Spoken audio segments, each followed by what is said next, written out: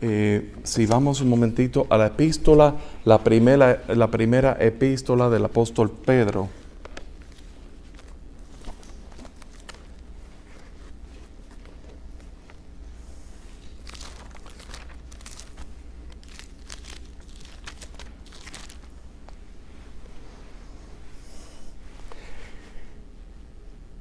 Vamos a considerar en esta tarde dos aspectos con los cuales nosotros nos identificamos aún en nuestras vidas personales.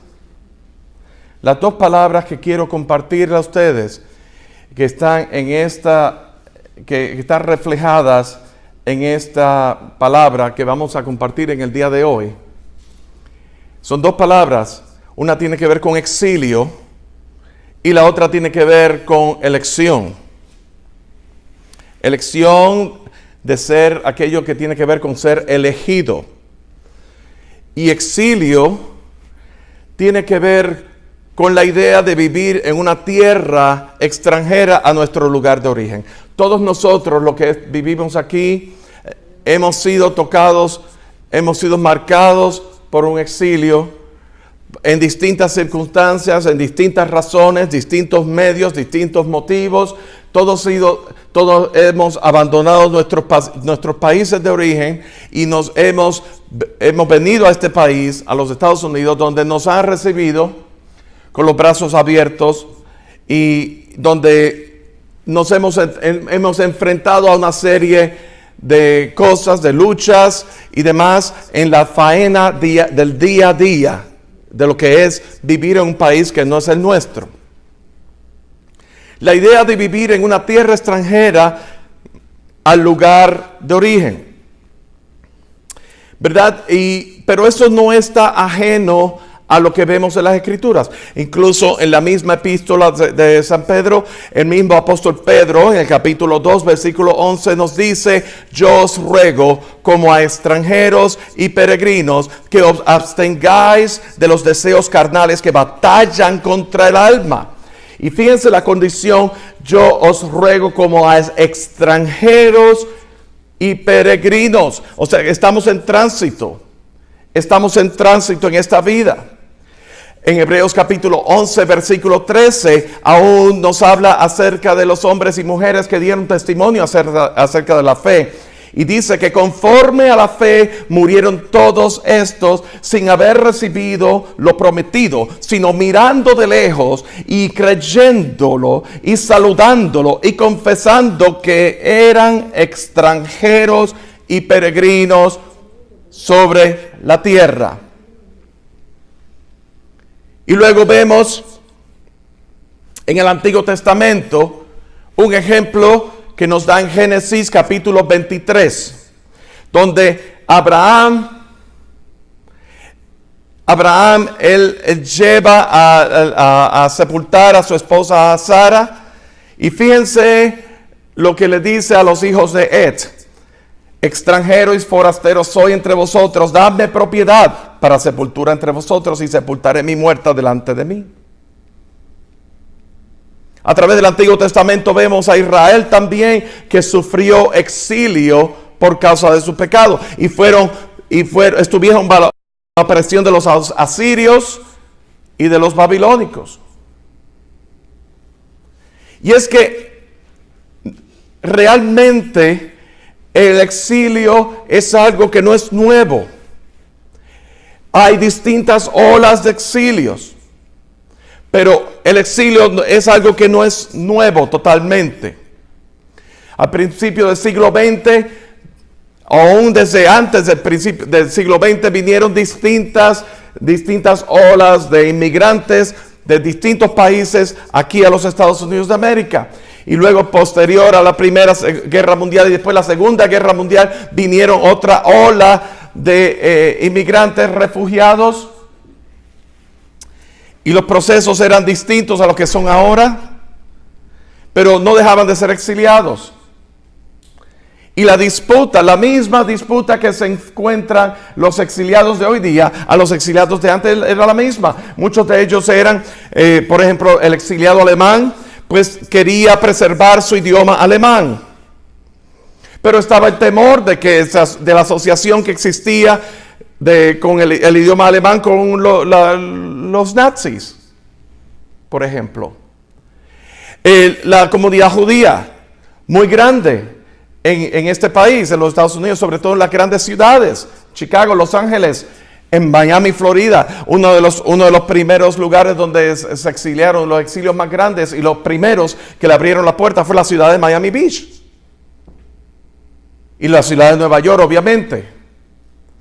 Sin embargo, todos esos exilios luchando con la integración a un país nuevo, sufriendo la nostalgia de lo que dejaron atrás, las familias que dejaron atrás, tratando de preservar, es como tratar de traer en una maleta todos esos recuerdos, todas esas memorias, todas esas cosas que dejaron atrás, traerlos aquí y mantenerlos latentes y transferirlos, si posible, a nuestros hijos. Esto es la tragedia del exilio. Eso es lo que muchas veces no nos damos cuenta, el que no ha pasado por un exilio, lo que conlleva ser exiliado de cualquier país. En el caso nuestro, pues nos ha tocado esta gran nación, los Estados Unidos de América, pero en todos países. En la Argentina hay una comunidad muy grande de exiliado español, exiliado italiano, exiliado alemán, exiliado palestino, exiliado sirio, de la comunidad de los sirios también, exiliados judíos. Se han congregado en Argentina. Los judíos están por todos lados. Los libaneses están por todos lados. Los chinos, japoneses están por todos lados. Cuando yo voy al Perú con frecuencia y hay una comunidad muy fuerte de peruanos japoneses allí. Pero el tema de hoy, aunque hemos hablado acerca de exilio, también vamos a tratar lo que es elección. Porque la elección tiene que ver con aquello de ser escogido por un propósito específico. Y en esta epístola, el apóstol Pedro se está dirigiendo a los expatriados de la dispersión en el Ponto, Galacia, Capadocia, Asia y Bitinia. Esos grupos de personas, no necesariamente judíos, más bien todos nos da a indicar que eran gentiles, pero eran creyentes que estaban en la diáspora. Estar en la diáspora, ayer alguien me preguntó qué significa diáspora. Diáspora es estar exiliado, ¿verdad? Pero en este tipo de... Pedro está utilizando el hecho de que era un grupo que estaban expatriados, exiliados, vivían en la diáspora, se estaba dirigiendo a ellos, pero no era solamente para hablarles acerca de su condición de exiliado políticamente o geográficamente, sino hay una condición exiliada que nos toca también a todos los que estamos aquí presentes, y les tocaba a ese grupo también a quien Pedro se estaba dirigiendo. Y lo vemos en el versículo 2, Primera de Pedro, capítulo 1, leímos el versículo 1 y ahora vamos al versículo 2. Elegidos según la presciencia de Dios. Elegidos, en otras palabras, según el previo conocimiento de Dios. ¿Y cómo eso se aplica a nosotros? Se aplica de la siguiente manera: en Cristo Jesús, aquellos que hemos sido lavados, rociados por la sangre de Cristo Jesús, lavados por la sangre de Cristo Jesús, redimidos por la sangre de Cristo Jesús, aquellos que hemos sido hallados justos delante de Dios y hemos sido reconciliados con Dios por medio de la obra redentora que Jesús hizo en la cruz del Calvario. La iglesia del Señor es su pueblo escogido en Cristo Jesús. En ministraciones anteriores nos hemos referido a Efesios capítulo 1, versículo 3, que también nos dice que hemos sido escogidos en Él, en Cristo Jesús, desde antes de la fundación del mundo. El apóstol Pablo hablando. Y utiliza mucho, y eso para referencia, después lo pueden ver, Efesios capítulo 1, se refiere mucho, utiliza el término en Él habéis sido escogidos, en Él habéis hallado para alabanza de la gloria de su gracia, en Cristo Jesús. Pronombre personal, tercera persona singular, en Cristo Jesús. Nuestro sentido de pertenencia es en Cristo Jesús. Eso de ser escogidos según la presencia de Dios, me recuerda un poco 1 Pedro capítulo 2, versículo 9, donde se nos dice: mas vosotros sois linaje escogido, real sacerdocio, pueblo adquirido por Dios,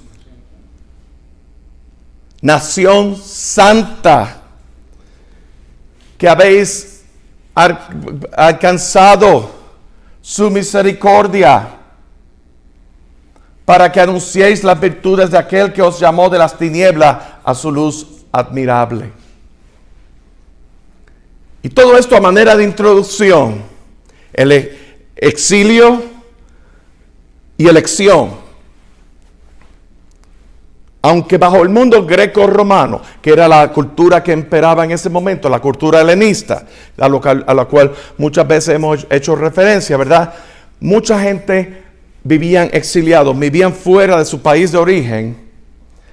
Y el apóstol Pedro escribía a los hermanos gentiles en el exilio, que habían abandonado su tierra natal, y muchos de ellos en contra de su voluntad,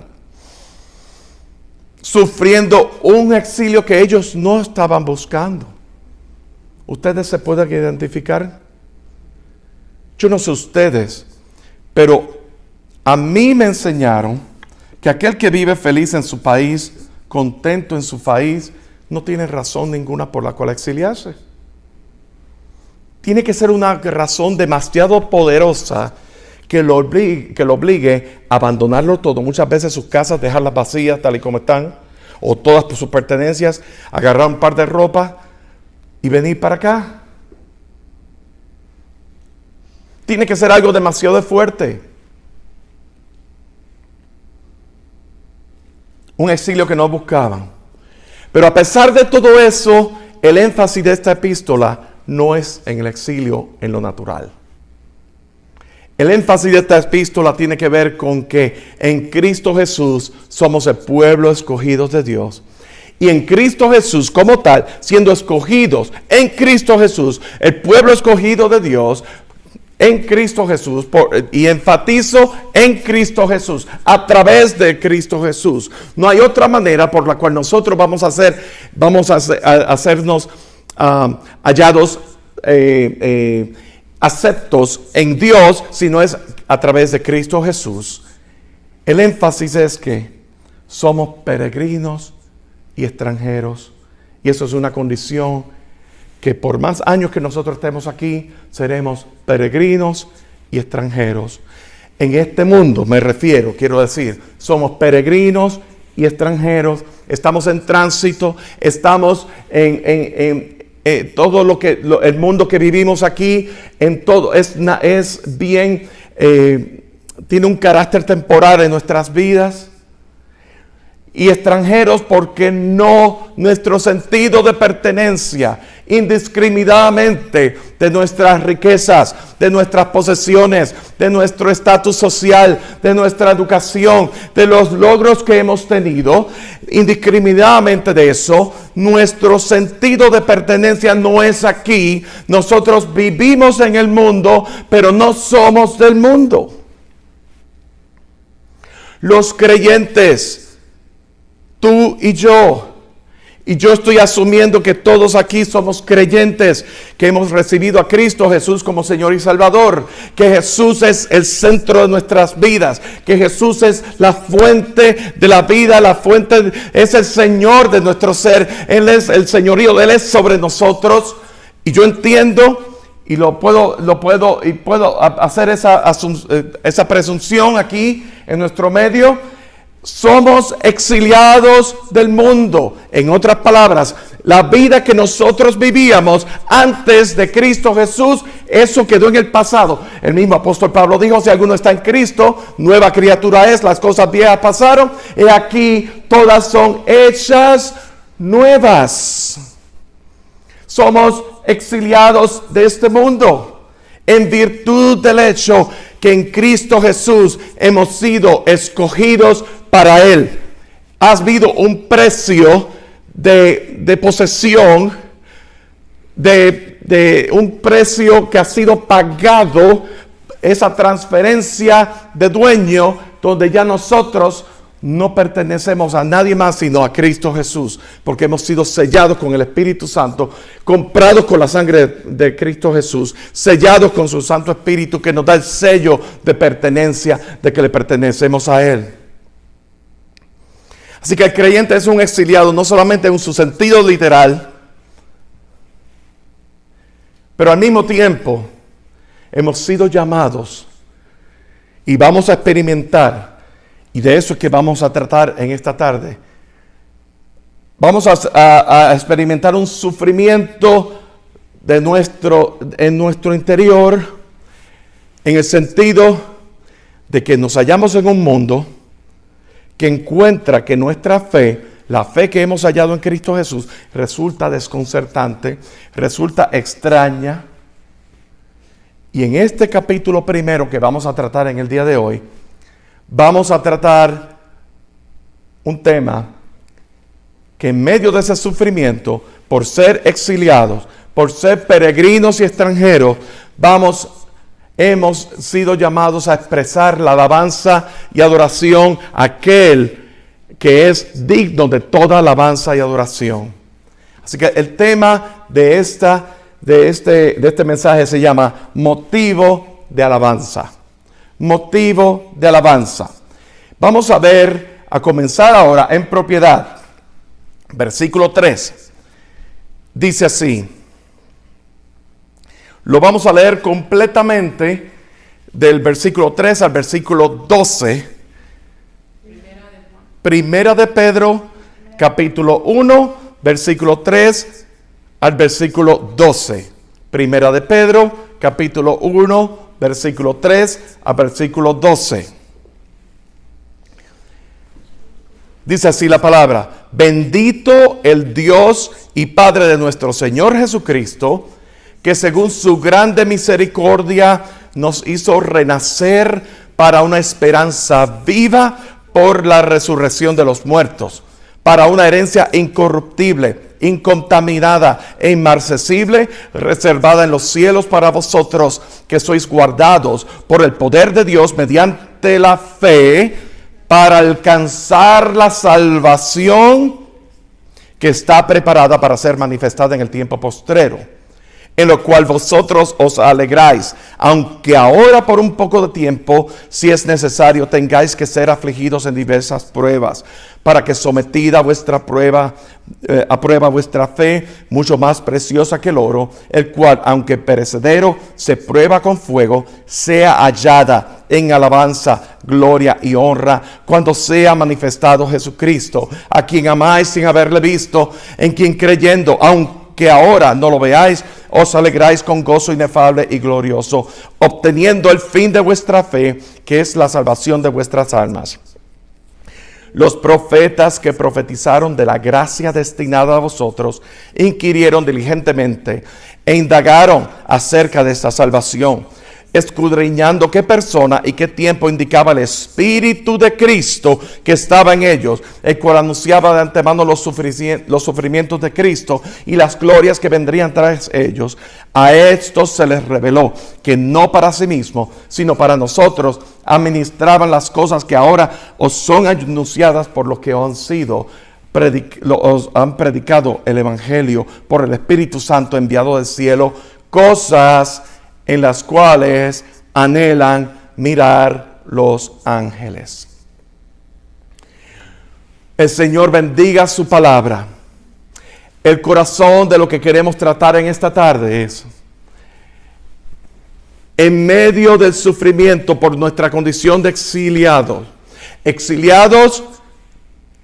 en lo natural, literal, da la casualidad que todos los que estamos aquí hemos experimentado un tipo de exilio natural, pero más aún en esa conciencia de que nosotros no pertenecemos, nuestro lugar de pertenencia no es en este mundo, es en Cristo Jesús. Es amparado bajo la sombra de su omnipotencia, que nosotros tenemos que escondernos en Él, tenemos que refugiarnos en Él y tenemos que hallarnos en Él.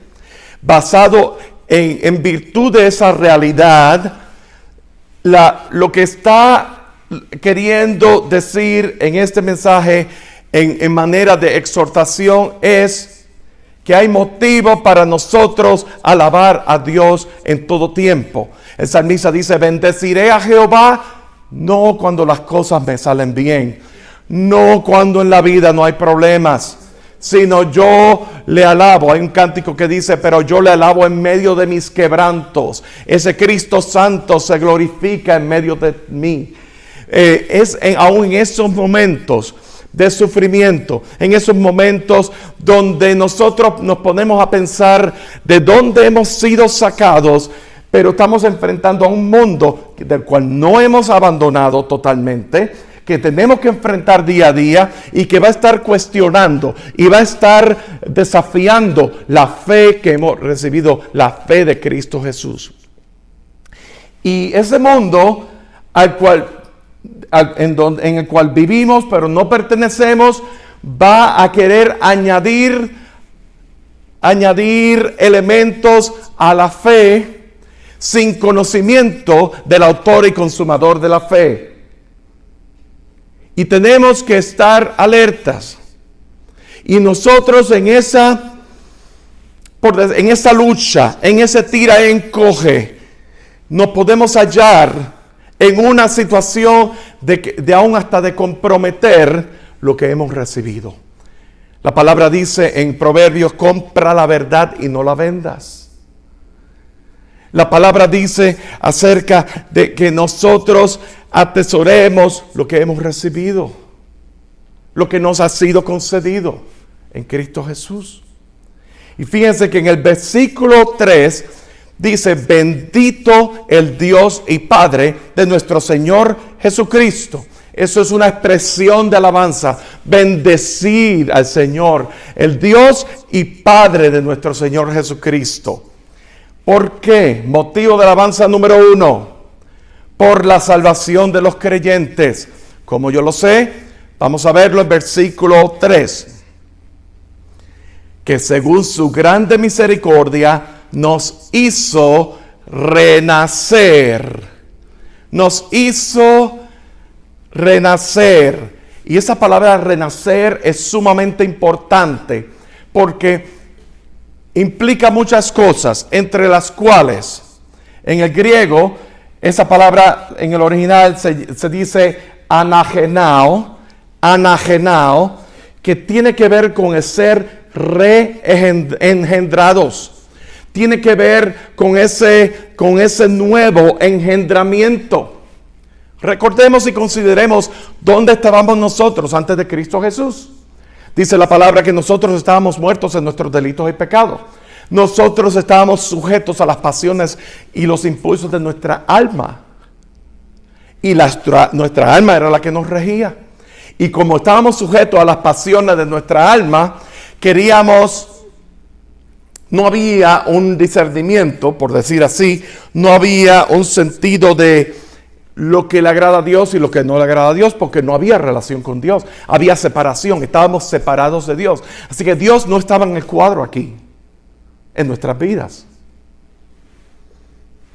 Así que nuestra alma era la que nos regía, nuestras pasiones eran las que nos regían.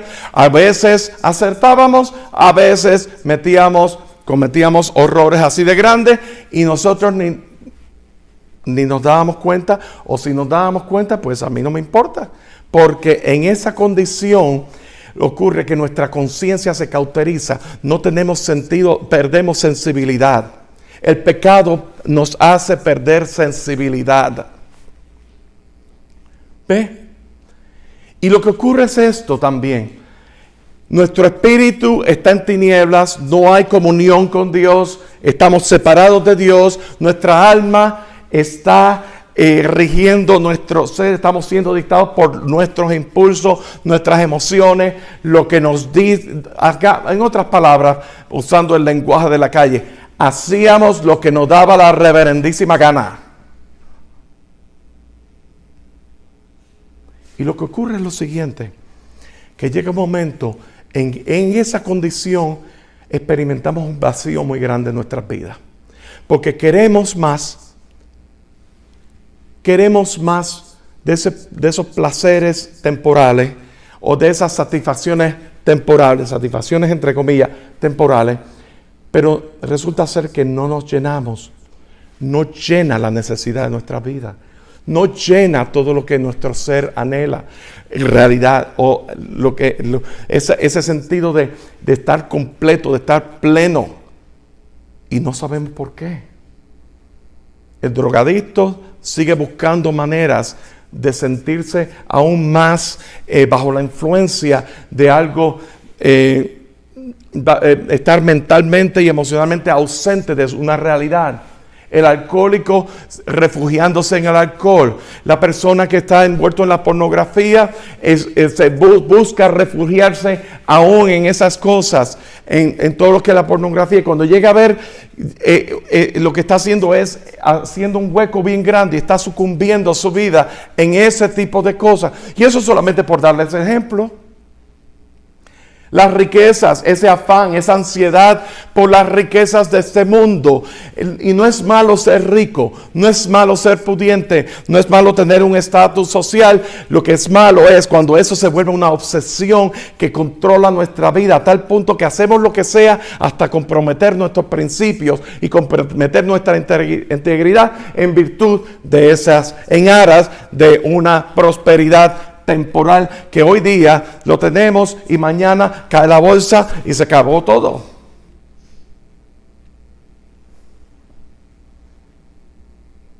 Pero cuando escuchamos la palabra de Dios, dice, nos hizo renacer para una esperanza viva por la resurrección de los muertos.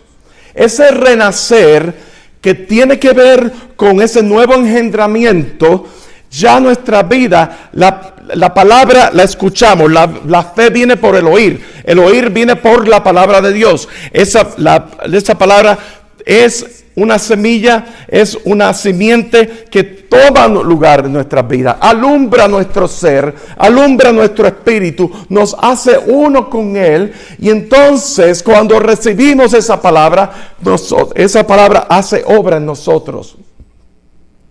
Produce el nuevo nacimiento. Ese nuevo nacimiento que Jesús le hablaba a Nicodemo, que para ver el reino de los cielos solamente hace falta nacer de nuevo. Primera de Pedro 1:23, ya al final de este capítulo, vuelve a reiterarnos esa realidad de que hemos sido renacidos. Nos hizo renacer, pero ahora lo amplifica, lo amplía aún más ese sentido de ser renacer. Dice, siendo renacidos no de simiente corruptible, o sea, no por las cosas terrenales, temporeras, sino de incorruptible. ¿Por medio de qué?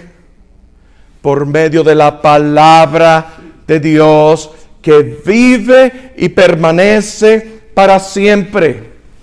Es la palabra, es el logos de vida, es Cristo en la palabra, es el Espíritu y la palabra, el Espíritu revelando la palabra, y entonces la palabra alumbrando todo nuestro ser y mostrando nuestra necesidad, que provoca y nos causa que nosotros nos arrepintamos de nuestra vieja manera de vivir. Y eso es obra del Espíritu Santo revelando la palabra. Esa simiente incorruptible provoca en nosotros ese nuevo nacimiento. Esa decisión, Señor, yo he decidido seguir a Cristo. Yo he decidido seguir a Cristo. El mundo atrás, la cruz delante. Yo no miro atrás, no miro atrás, no miro atrás. Como dice el himno. Eso lo hace la palabra revelada por el Espíritu Santo, porque la palabra de Dios, este libro, como hemos dicho en cada una de sus casas, en los discipulados, en los hogares, este libro está cerrado, está sellado, y solamente el Espíritu Santo, Cristo Jesús, puede abrirlo, y lo puede abrir en nuestras vidas. Y por eso es que el apóstol Pedro, el versículo 24 dice: toda carne es como hierba, y toda la gloria del hombre como flor de la hierba. La hierba se seca, la flor se cae, mas la palabra del Señor permanece para siempre. Ese ser renacido viene con propósito, y hay 3 propósitos por el cual hemos sido renacidos por medio de esa simiente incorruptible. Número 1, versículo 3 dice: para una esperanza viva. Tú sabías que cuando Jesús viene a tu vida, tu vida está llena de esperanza. Aquellas cosas que tú pensabas que te llenaban ya no te llenan.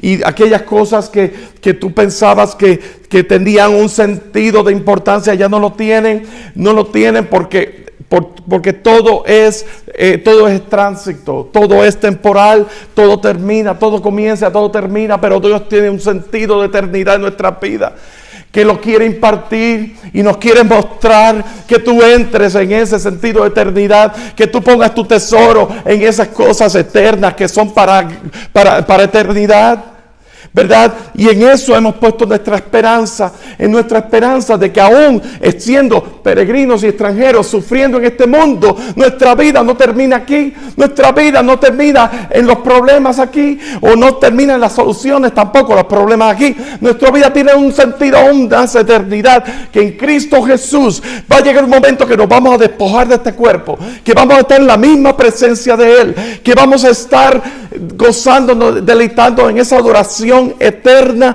donde no va a haber enfermedad, no va a haber sufrimiento, no va a haber sentido de dolor, no va a haber nadie que nos esté molestando ni haciendo la vida imposible, no va a haber ese jefe que te dice y no sé qué más y que te hace la vida un yogur, como dicen los cubanos, ¿verdad? No vas a ver nada de eso. Va a haber lo que es esperanza hoy día va a ser una realidad ese día que nosotros partamos de este mundo. Por eso que el apóstol Pablo decía: con Cristo estoy juntamente crucificado, y ya no vivo yo, mas vive Cristo en mí. Y la vida que vivo ahora la vivo en la fe del Hijo de Dios, que puso su vida por mí. Ese mismo apóstol Pablo que decía y proclamaba: ¿dónde está, oh muerte, tu aguijón? ¿Dónde, oh sepulcro, tu victoria? Sorbida es la muerte en victoria. Estaremos en Él, le veremos tal y como Él es. Bendito el Señor. Yo no sé ustedes, pero esto a mí me da una reafirmación tan grande en mi vida. Esto a mí me hace aferrarme más aún a la fe en Cristo Jesús. Lo segundo que dice, el segundo propósito es para una herencia, versículo 4, incorruptible.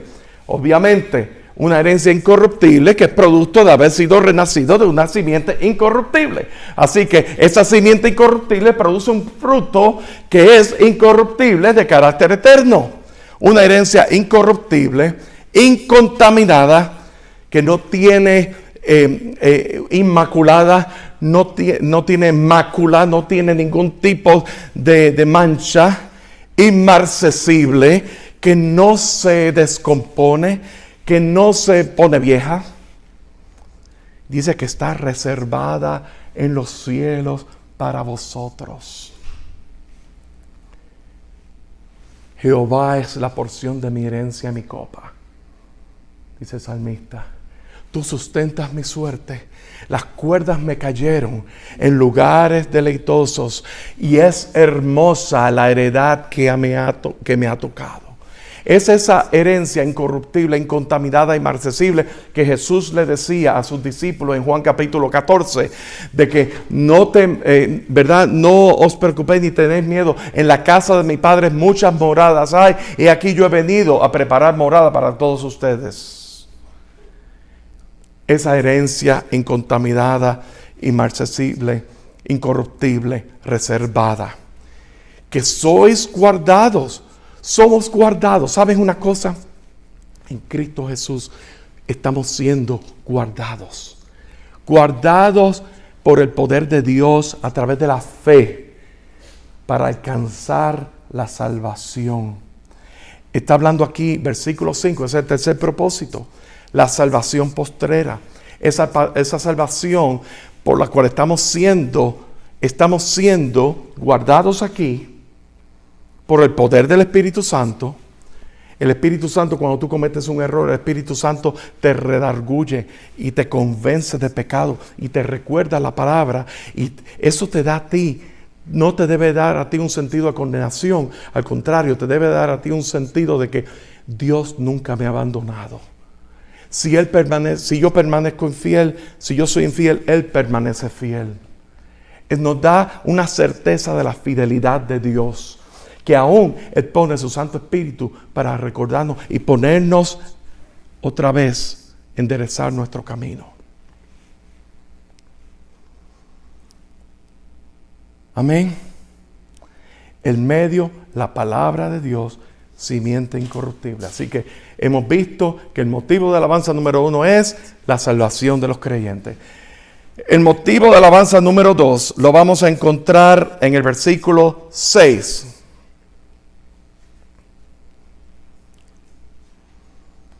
En el versículo 6 vamos a ver que nos habla de la evidencia de la fe en medio del sufrimiento.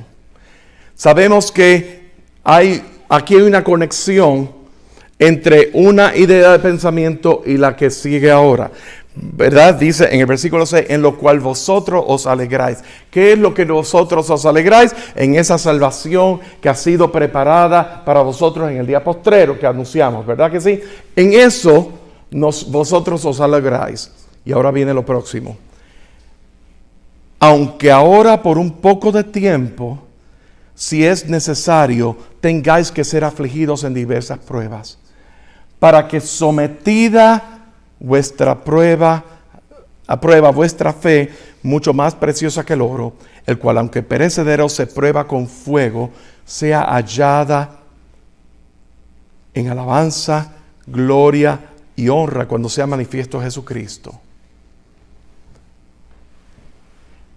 ¿Verdad? En Santiago capítulo 1, versículos 2 al 4 dice: hermanos, tened por sumo gozo cuando os halláis en diversas pruebas, sabiendo que la prueba de vuestra fe produce paciencia. Mas tenga la paciencia su obra completa, para que seáis perfectos y cabales, sin que os falte cosa alguna. En medio de esa prueba, la prueba va a producir paciencia. Pero en medio de esa prueba, esa paciencia va a ser obrada en nosotros, sabiendo que no nos va a faltar ninguna cosa, porque en medio de la prueba, en medio de la tempestad, Él está con nosotros. Romanos 5, versículos 3 al 5. Dice Pablo que también nos gloriamos en las tribulaciones, sabiendo que la tribulación produce paciencia, y la paciencia prueba, y la prueba esperanza, y la esperanza no avergüenza, porque el amor de Dios ha sido derramado en nuestros corazones por el Espíritu Santo que nos fue dado. Estamos hablando aquí de que la fe tiene que ser probada. La fe no es una creencia en Santa Claus, Papá Noel, la cigüeña, los 3 Reyes Magos, el conejito de Easter. Yo espero que ninguno crea en eso. Y ninguna de esas cosas. O el ratoncito que viene cuando se le cae el diente, el ratoncito le deja $1 debajo de la almohada. Eso no es fe, eso es fantasía, eso es una ilusión. O una desilusión más bien, porque nada de eso es verdad. La fe es la certeza de lo que se espera. Hay una esperanza, hay una certidumbre en nuestros corazones de que aquello que no hemos visto, lo esperamos. La convicción de lo que no se ve. Hay una convicción.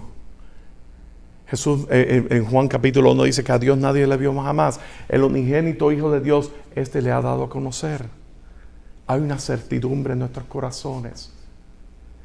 Cuando tú sientes la presencia de Dios en tu vida, sientes un gozo que no puedes describirlo en palabras, pero al mismo tiempo sientes una paz tan grande de saber que el mundo se te está cayendo en pedazos, pero la presencia de Dios es tan real que te levanta y te pone y te recuerda.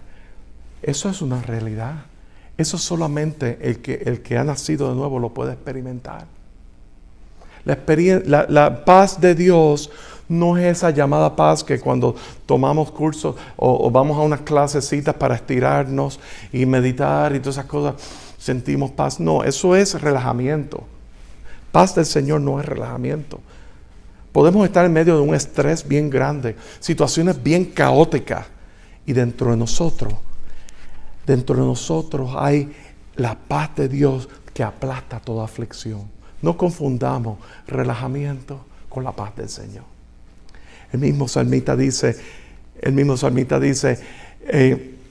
que en la multitud de mis pensamientos, en ese huracán de pensamientos que nos viene, ¿cuántos de ustedes se han mirado al espejo y lo que tienen es un chachareo en ustedes con el espejo, practicando lo que le va a contestar a la persona que le causó dolor?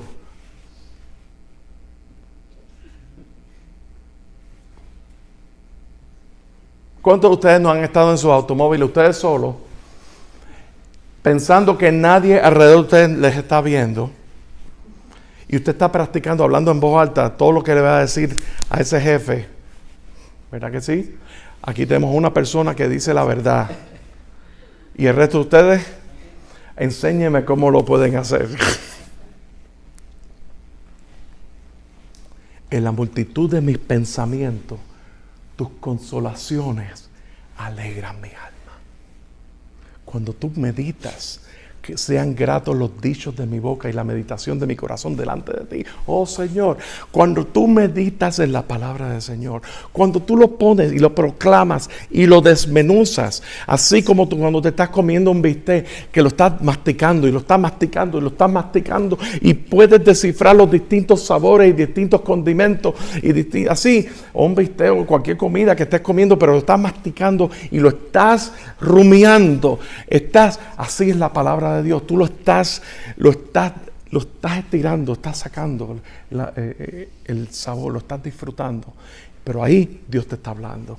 Ahí el Espíritu Santo puede. Eso es meditar en la palabra. El mismo, ¿verdad? Dice en Hechos capítulo 14, hablaba de confirmar los ánimos de los discípulos, exhortándoles a que permaneciesen en la fe y diciéndoles es necesario que a través de muchas tribulaciones entremos en el reino de Dios. Pero ¿verdad? Los discípulos, eso, sobre todo al principio de Pentecostés, después de haber sido empoderados por el Espíritu Santo, recibido el bautismo del Espíritu Santo, esos mismos discípulos experimentaron persecución, porque muchas de las personas que habían crucificado a Jesús todavía estaban vivos y todavía se cuestionaban. ¿Ve? Pero había algo en sus vidas que había ocurrido, que ha venido a ratificar lo que Jesús les había dicho, y era la venida del Espíritu Santo, el bautismo del Espíritu Santo. Eso no es una experiencia así pasajera como transitable, es una experiencia que marca tu vida para siempre. Pero fíjense una cosa, hay propósito. Y en esto, motivo de alabanza, hay propósito para las pruebas. Es para que en medio de las pruebas, mucho más preciosa que el oro, el cual aunque perecedero, se prueba con fuego, esa fe y esa prueba sea hallado en alabanza, gloria y honra cuando Jesucristo sea manifiesto. en medio de tu prueba, en medio de tu circunstancia, Señor, yo te alabo, porque me has hecho bien. Señor, mi vida está escondida en ti. Mi vida te pertenece a ti.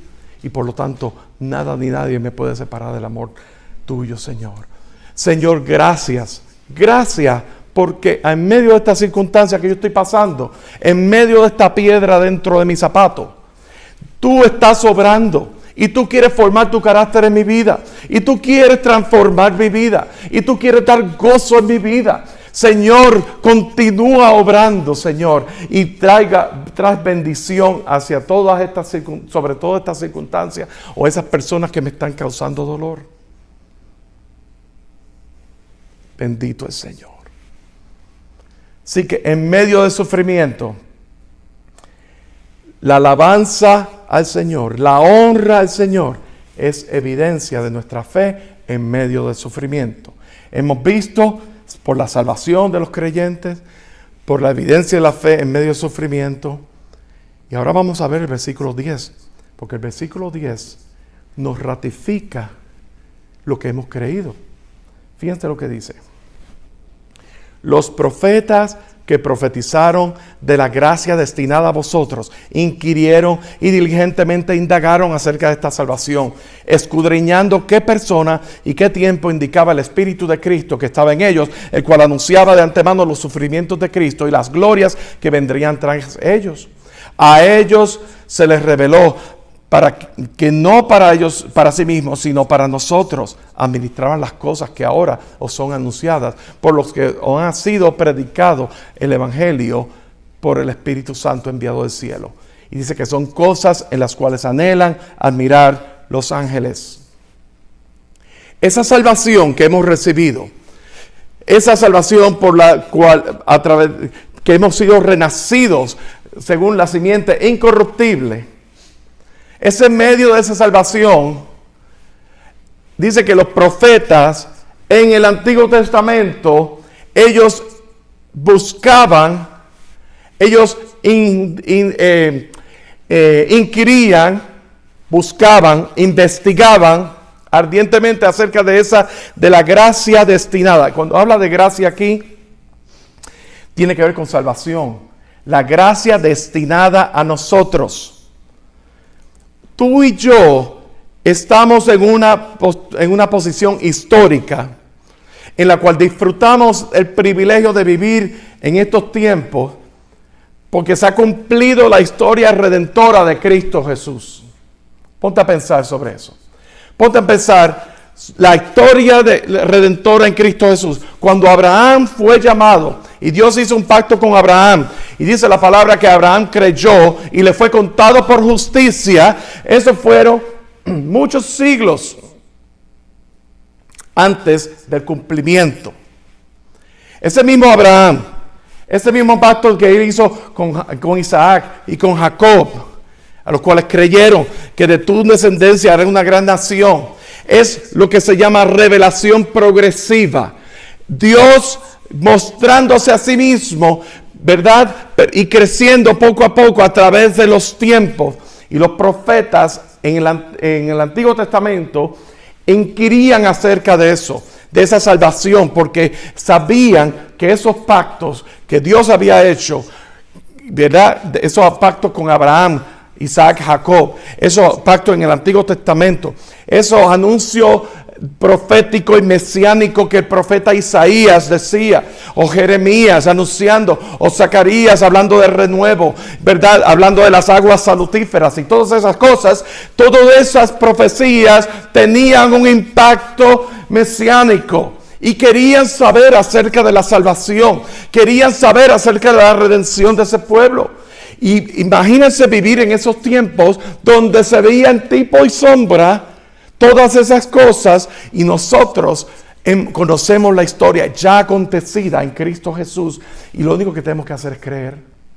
Creer que toda esa revelación progresiva desde el Antiguo Testamento se cumplió en Cristo Jesús y que tiene efectividad para ti y para mí.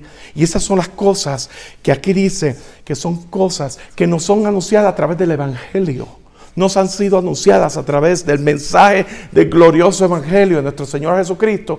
Y esas cosas, esos misterios que los profetas inquirían anteriormente, dice que son cosas que los ángeles aún anhelan mirar.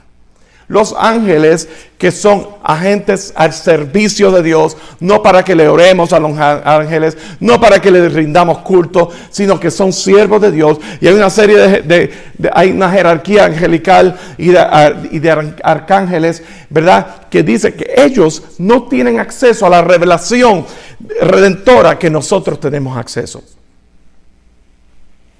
Eso es grande. Eso es un privilegio muy grande. Con el corazón examinaban la evidencia de los profetas de la época, buscaban al Señor e intentaban discernir los tiempos y el cumplimiento de las profecías que ya habían sido anunciadas y cómo habían sido cumplidas, examinando la evidencia de los profetas, viendo también, examinando los escritos antiguos. Sabían ese tipo,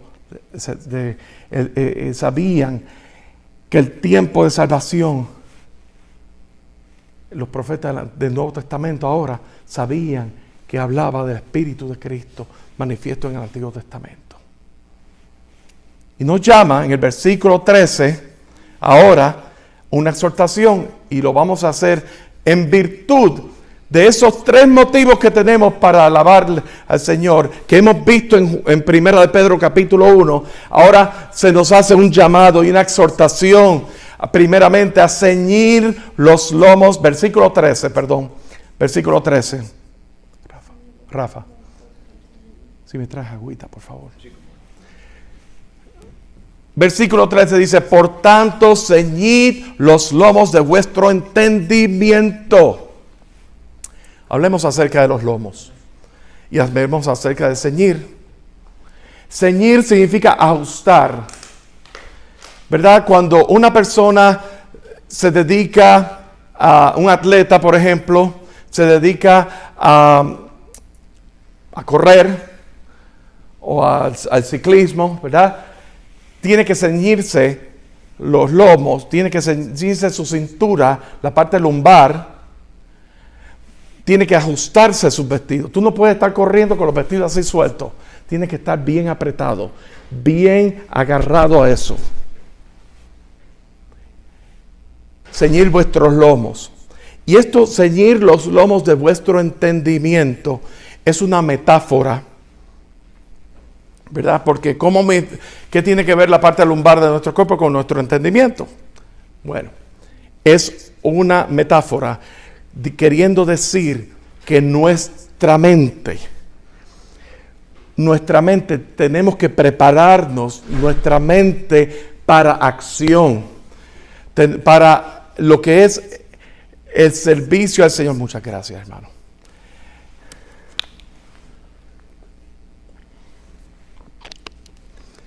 ¿Verdad? Tiene que ver con eso de no permitir que nuestra mente esté mariposeando y permitir que nuestras emociones controlen nuestro ser. O sea, tiene que ver también con eso de ser sobrios y tener dominio propio. Guardar nuestra mente y pensamiento. ¿En qué? En la esperanza que nos ha sido dada en Cristo Jesús. Fíjate lo que dice: sed sobrios y esperad por completo en la gracia, otra vez en esa salvación, que se os traerá cuando Jesucristo sea manifiesto. En esa salvación plena, somos salvos ahora mismo. Si usted muere ahora mismo, si el Señor viene por segunda vez ahora mismo mientras estamos aquí, usted va directamente a la presencia del Señor, porque usted ha sido justificado, usted ha sido hallado justo delante del Señor. Y usted y yo estamos pasando por un proceso de transformación de nuestras vidas. Ese proceso se llama santificación, donde Dios está formando su carácter en nuestras vidas, está enseñándonos que tenemos que abandonar nuestra vieja manera de vivir. Todo eso es el proceso santificador. Pero La redención final, la salvación final ocurre el día que nosotros partamos de este mundo, ya sea porque el Señor venga por segunda vez, nos recoja a su pueblo redimido, o nosotros partamos, nosotros muramos, ¿verdad? En cualquier circunstancia, y nosotros ahí vamos a estar en esa salvación plena. Aquí está hablando, no está hablando aquí de justificación. Cuando habla de la gracia que se os traerá cuando Jesucristo sea manifiesto, no está hablando de justificación, no está hablando de santificación tampoco, está hablando de esa salvación final, esa redención final, esa glorificación, donde seremos glorificados, estaremos delante del trono del Señor. Tenemos que tener eso bien claro, ¿verdad? Pero eso es esperar por completo. Ese ser sobrio, ese ceñir nuestros lomos, eso es en un proceso, eso ocurre en el proceso santificador de Dios. Esperamos en esa salvación que será manifiesta mientras somos sobrios, mientras ceñimos nuestros lomos, mientras nos guardamos para el Señor, mientras le permitimos al Señor que obre en nuestras vidas, ¿verdad? Por causa de la obra justificadora que Él hizo. O sea, una cosa lleva a la otra. La obra justificadora que Dios hizo una sola vez en la cruz del Calvario, lo hizo.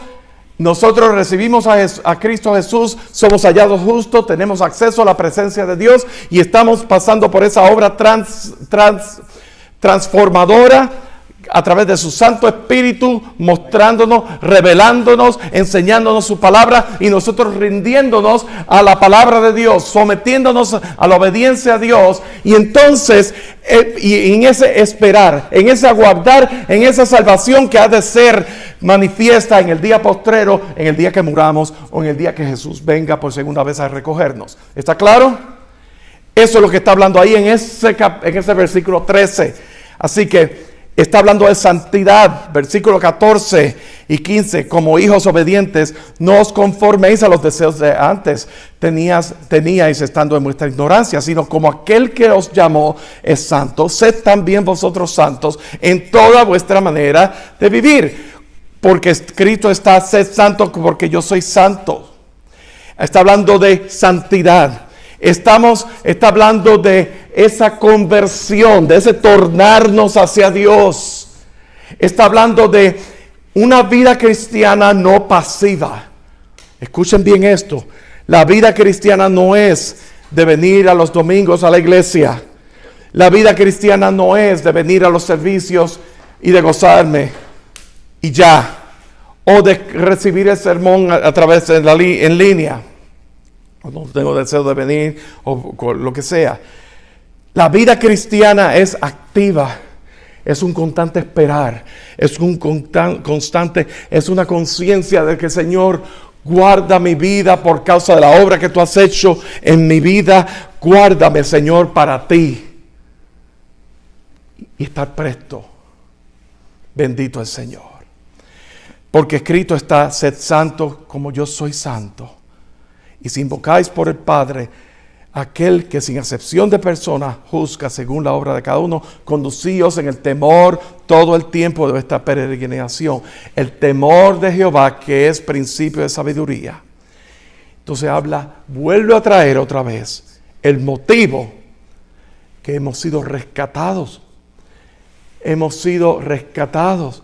Hemos sido rociados con la sangre preciosa de Cristo Jesús. Ese cordero que ha sido destinado desde antes de la fundación del mundo. ¿Verdad? Y entonces que nuestra vida, nuestras conciencias por el Espíritu mismo está siendo purificado.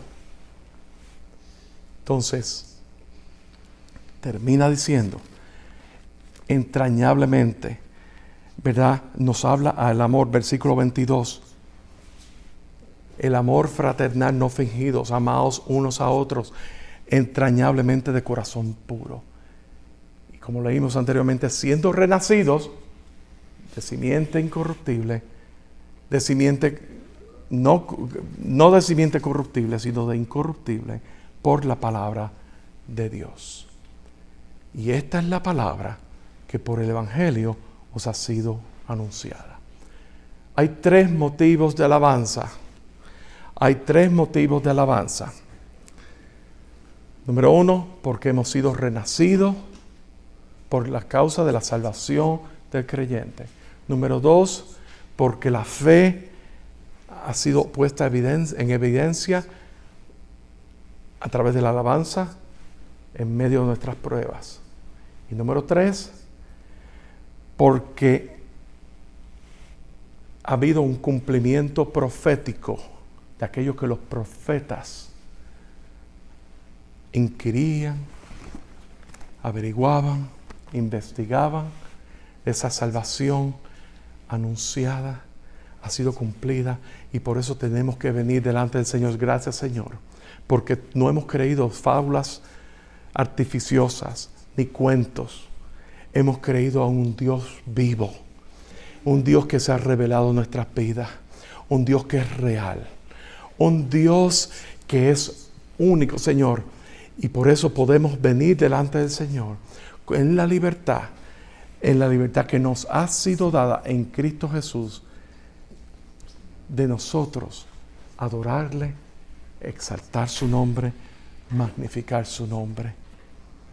Y esto es solamente un principio.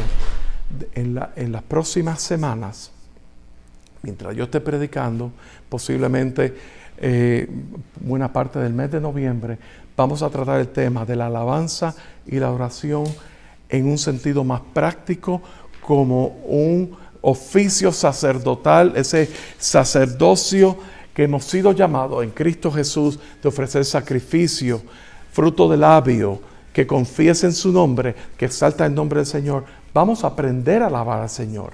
Vamos a aprender a adorar al Señor, a ser adoradores en espíritu y verdad, pero sabiendo en esa libertad y ejercitarnos en esa libertad en Cristo Jesús. Motivo de alabanza. En todo tiempo su alabanza estará de continuo en mi boca. El Señor nos bendiga a todos. Si nos ponemos de pie.